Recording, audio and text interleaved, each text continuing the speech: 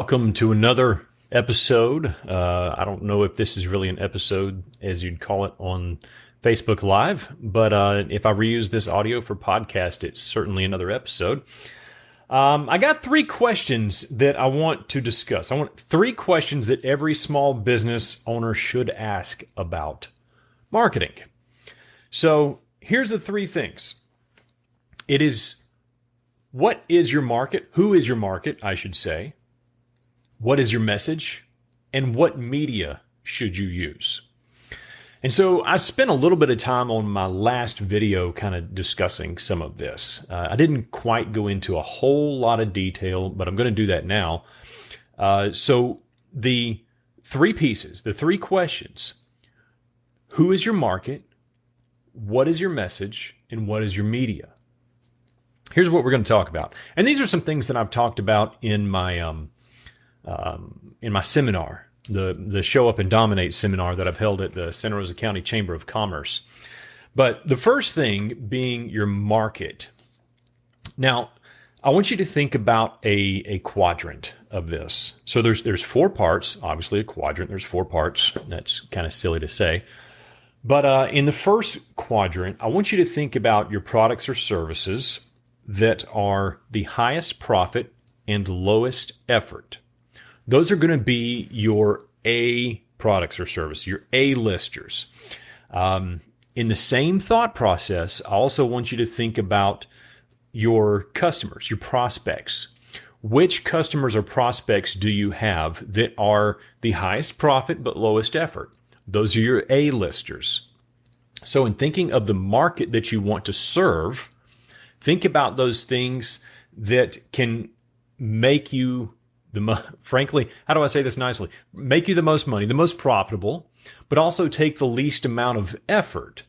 Not that you want to be a slacker or anything like that, but it's not going to wear you out to serve them and to produce an income for yourself. So first thing is you want to think about what is a high profit, low effort. That is the A list right there. The second part of the quadrant is high profit, high effort. Okay. So those are your products and services, still thinking of your customers, that do make a lot of money, that do make a lot of profit for your business, but it also wears you out. It's the hard work. It's the grind that makes it work. It's a pain to do, but you do make a lot of money at it. And so you can think in both terms of your products and whatever customers that you have. The third part of this, the third quadrant, your C list, is going to be the low profit, low effort. You don't make a lot of money at it, but it's also not very hard to do. It's not going to take up a lot of your time. It's not going to stress you out. You're not going to stay awake at night worrying about this. But either the product or the product service sector, or think about your customers. And the reason I say that is because we're going to get to this third one, and you can probably see where this is going to go. The low profit, low effort. This is your D list. These are the things that you want to cut out and not pursue right now. So the low profit, you don't make any money at it, or if it's the customer in mind, the type of customer that just wears you out. And then the high effort, meaning that they not only does it wear you out to do the job or serve the customer, but then also you don't make much money at it and it wears you out in the process. So those are the four quadrants in this first part of the three questions that you need to be asking about marketing. Number one, determining your market, determining your best product or service that you can offer, and the best type of customer that you want to serve. So your market, that's the first question that you need to dig into. Who is your market? Now, when the second question is going to be all about the message. If I didn't skip my notes, I think I did. There's ways, okay, I think I did skip some notes. Let me back up. When it comes to finding your market, speaking of the prospects and customers, there's several different ways that you can do that. I want to highlight a couple right now. In using social media, especially social media advertising, you can easily target those groups. When thinking about, going back and thinking about that A list, if your best customers are 55-year-old males, you don't want to target your ads that include everybody, including a 25-year-old female. Okay, so create your audiences whenever you're creating your ads on Facebook so that you're not targeting people that are not even in your target audience list. Now, can somebody who's a 25-year-old female buy from you? Absolutely. But if they're not your most profitable customer or the easiest one to work with, then you don't need to target that group. So with your paid advertisements on social media, make sure that you're targeting your A-list. That's who you want to go after, right? Now, whenever you're creating your ad and you're talking about your product, you're talking about your service in the way that we talked about in the last video that we did, make sure that you're targeting people that have that interest. So there's one way that you can find that target audience, your target market, that is. Another way is business listings. You can do that. You can purchase a business list. And then you can you can use mailers to that business list. If it's an email list, you can use the email. You can use I'm getting into the media part, but I'm drawing a blank. Display advertising. That's it. Where you can target those customers with display advertising. But you can purchase that list. If it's not a very big list, if your type of business isn't the one that takes hundreds and hundreds or thousands and thousands of customers, and you only need a few to really make a killing in your business, you can take that list. If you didn't have anybody to go after before, now you've got places that you can go and make some boots on the ground sales calls. I'm not opposed to that. Yes, I live in the digital marketing world, but sometimes in the local business aspect, you might have to go see somebody. Build a network, not just see somebody to make a sale, but how can I help? Go to the networking events, get to know people that are going to be in your target audience. Just a couple of ideas. I'm going to keep moving so that I'm not taking up too much time. But the second part is how to craft your message. Now that you've gotten an idea of who your target market is, who your the people that are going to be in your target market, your audience, your target audience, that is. Now you need to craft the message. And so here's some things that I want to share with you that I learned from Donald Miller's Story Brand and his message development. So there's a character. You are not the character. You are not the one that needs to be talking all about you. You're there to help and serve. So remember, you're there for your prospect. You're there for your customer. You're not there to show up and talk about you. They don't care about you. All they care about is solving their problem. I know that you probably can run a triathlon, but they don't really care about that. Or how great and magnificent all of your products and you're the best, you're the best, you're the best. Okay, come back, step back. How can you serve them? So remember, they are the character in this story that we're building for them, how we're creating the message development. The second part is they have a problem. Now, there's a few different ways that you address that problem. Number one, there is a villain. That is the problem. So we attack that villain. But there's an internal thing that they're wrestling with. Do they have the capacity? Do they have what it takes to overcome this? There is an external problem, which is the one that they're looking at. I need a pair of pants for this wedding. I don't know why that came to mind. Maybe I just saw Don Allen's ad in my Instagram.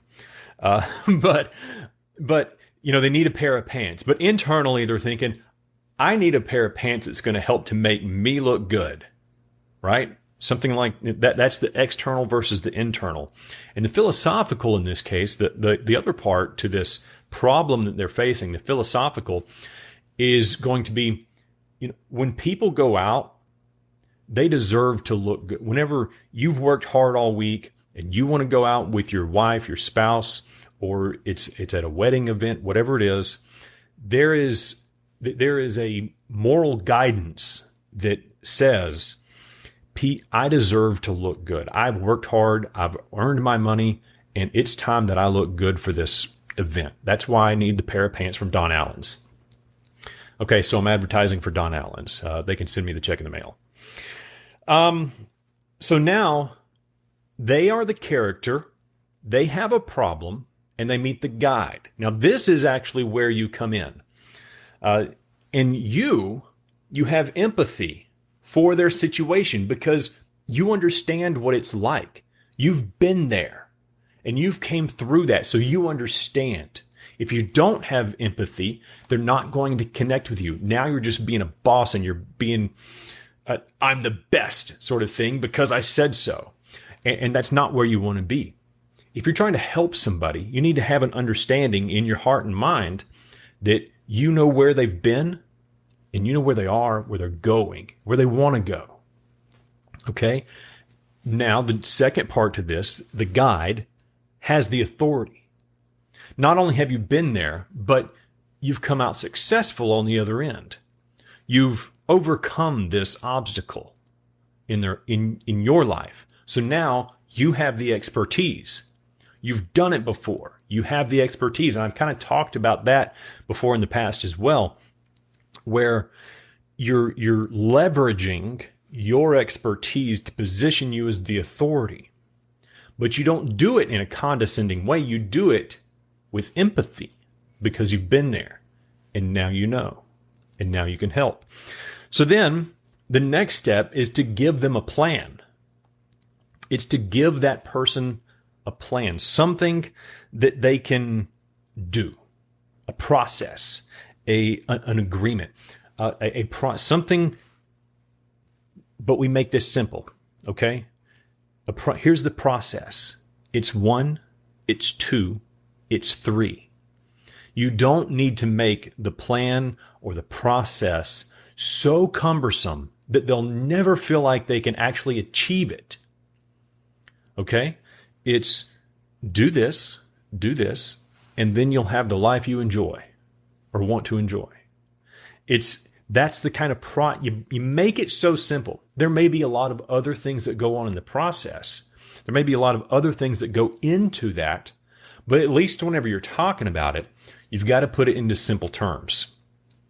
One of the things that Donald Miller talks about that I'm telling you what's in the Story Brand book right now, and that is the curse of knowledge. So many of us understand our craft all too well. We understand it all too well. And so whenever somebody asks us, we want to give them all the details, but that's not necessary. We don't need to give them all the details.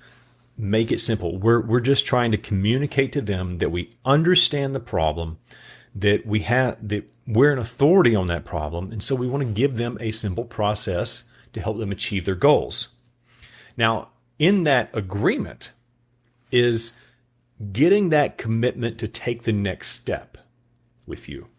And that is leading us to the call to action. In the call to action, say if we're talking about building things out for your website,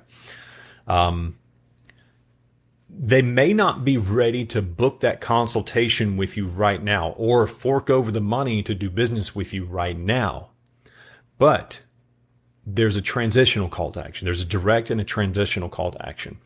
The transitional is, okay, if you're not ready to lock it in right now, here's a free and simple guide that's going to help you take the next steps in your journey. Here's something free and easy to use that's going to help you achieve your goals. Now, the crazy thing is that many of us, whenever we see that, we think that we can do it, but then we realize in the process that we still need help. So then we'll still seek out more professional help.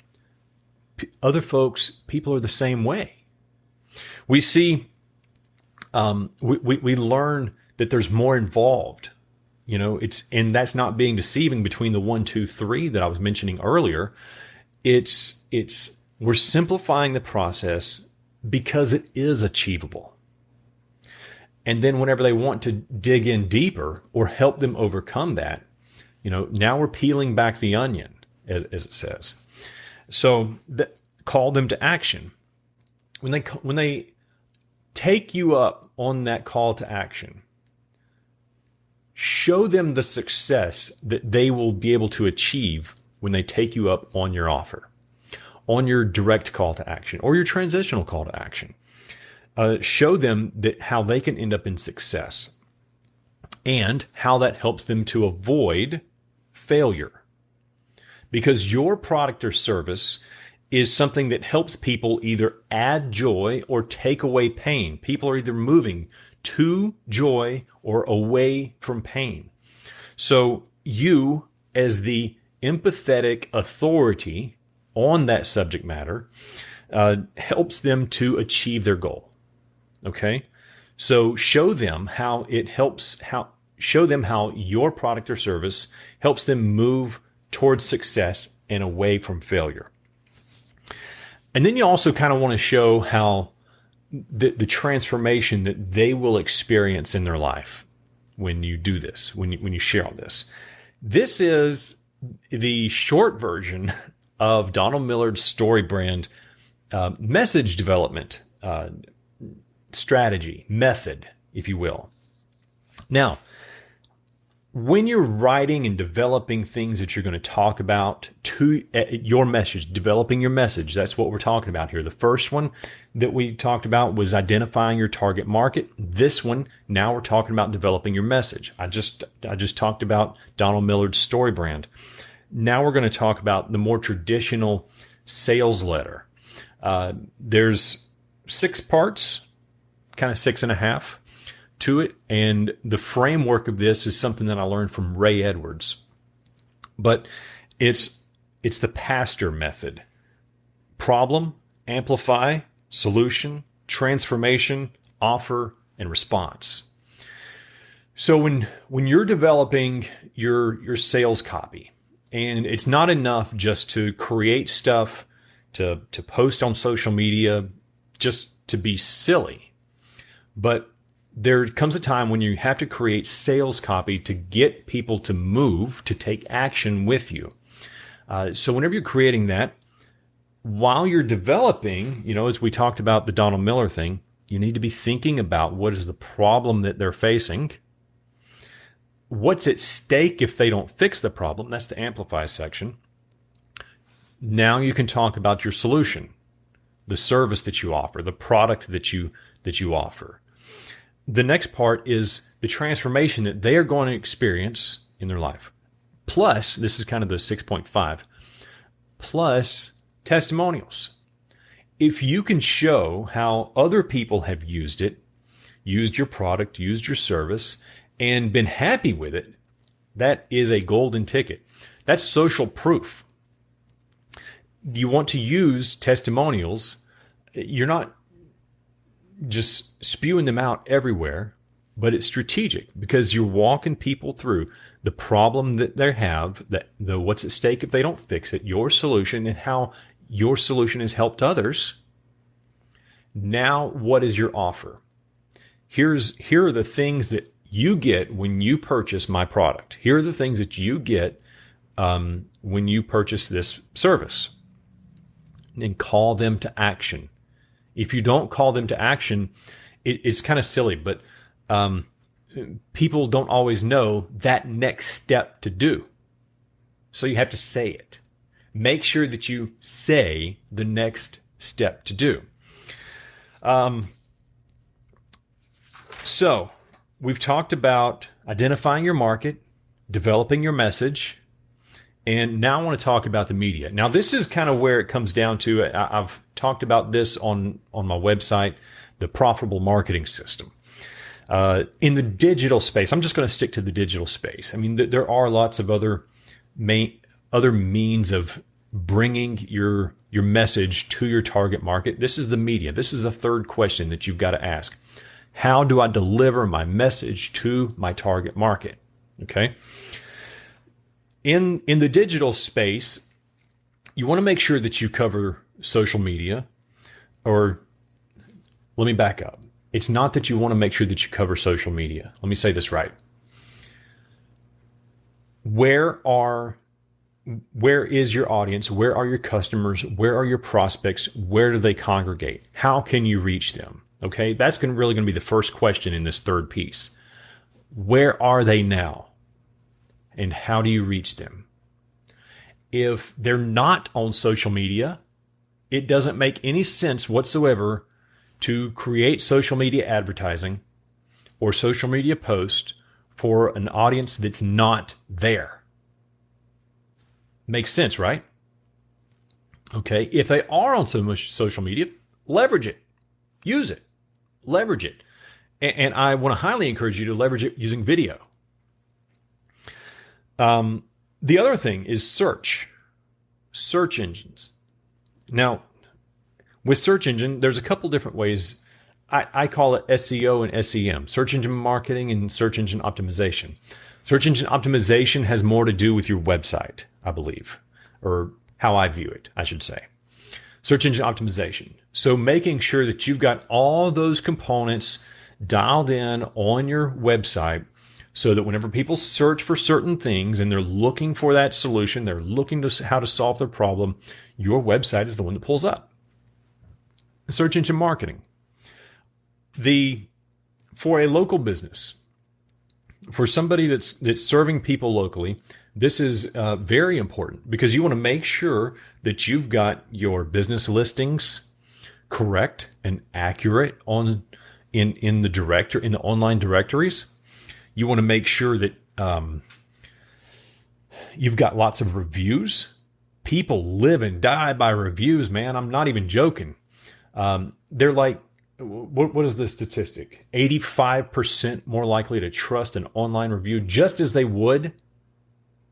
I'm probably saying that wrong, but just as they would trust a review from somebody having a conversation in person with somebody. So for search engine, make sure that you've got that going on. The display advertising, speaking of the digital space, display advertising. These are if you're not familiar with these are the banners, the banner ads. You know, you go to weatherchannel.com or something like that, and the banners that pop up across there. There's some amazing ways that you can target people. Yes, folks like to talk about geofencing and things like that. I think what's really cool, if you're really trying to hone in on like your top 100 prospects or top 200 prospects or something like that, how you can target their business address. And now the data knows who is working there and who is not. And they can show your ad to the people at that business address. Talk about dialing it in. Now you're not wasting ad dollars on prospects that you don't even want in the first place, but you're showing your display ad to the people that matter most. How cool is that? There's multiple ways that you can do that, but that was the geofencing, the address targeting, the interest-based targeting. I've seen, I don't know what is going on with this political ad campaign that I keep seeing.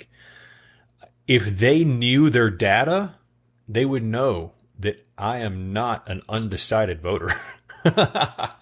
I just think it's kind of wild how I get targeted with this, as if they think that they're going to change my mind.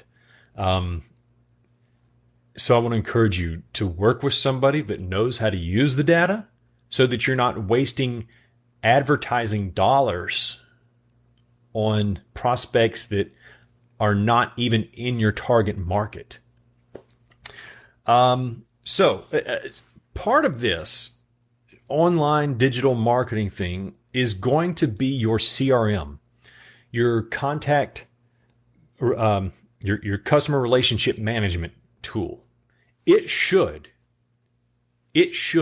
do marketing. It should do bulk message automation, setting up the automations for sending out text messages, for sending out emails, automation depending on when somebody comes into the funnel, into your sales funnel, into your sales process. It should do the automation that reminds you as a task to call that person.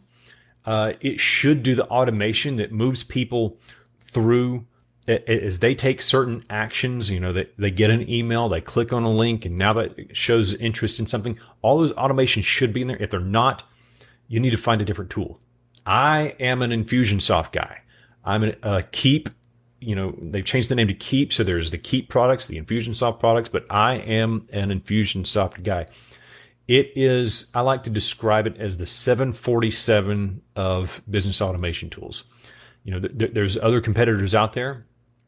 MailChimp would probably be like the Cessna 150, if you know what I'm talking about. It's just a little 2-seater trainer plane. But if you want to actually make a dent in the world, you need to step up to something like Infusionsoft. If you're ever interested in that, this is kind of a side note. If you're ever interested in that, just let me know. I can help you out. I can give you a little demo or something like that. Now, when it comes to, this is kind of cool, because when it comes to your display ads, your social media, your search engine, your CRM, all those things can be set up to retarget. So somebody comes to your website, they visit a landing page, they take some sort of action with you on social media, you know, watching a video or clicking a link or something like that. But you don't stop there. If they're showing interest, you use the technology to retarget them. Okay, so all this is within that, in those 3 questions that we're talking about today. Who is your market? What is your message? And how are you going to reach them with your message, your media? What is your media? So we've covered all of that in probably more detail than I thought I would. I mean, I'm going on 26, 27 minutes now. But make sure if you've missed some of this video, go back and listen to it, because I want you to understand those 3 questions. Who is your market? Making sure that you're identifying the best prospect for your business. What is the message? Your message should not be generic. It should speak to your target audience, their pains, their wants, their needs, desires, how you speak to them. And then the third part that we talked about was your media. How are you going to reach them? I focused mainly on the digital space, but print is not dead. Shoot, if Google uses print, you should know that it's not dead. You know, the biggest, you know, Google. Okay, so print is not dead. Print, if you use it right, can cut through the noise, because how many times you may do this, I do this. If it's been a couple of days since I've been able to get to my email, I come to my email inbox and it's a delete fest. Your email could be a part of that. Should you use it? Absolutely. But your email could be a part of that. Now, you want to hit, this is the profitable marketing system, is all kind of part of my show up and dominate method. You want to show up and show up and show up as many places, as many ways, as many times as possible, so that you become known as the expert authority. Leverage video, like I've talked about many times. Leverage video to position yourself as the expert authority. Use all these things that I've talked about in how to use the different types of media to reach your target audience. Whew, that was a lot to talk about. Hope you enjoyed it. If you've got any questions, comments, let me know. I'll be happy to answer them. Or if you said, Lance, you forgot something. Yeah, you're probably right, I did. But until then, take care. God bless. We'll talk soon.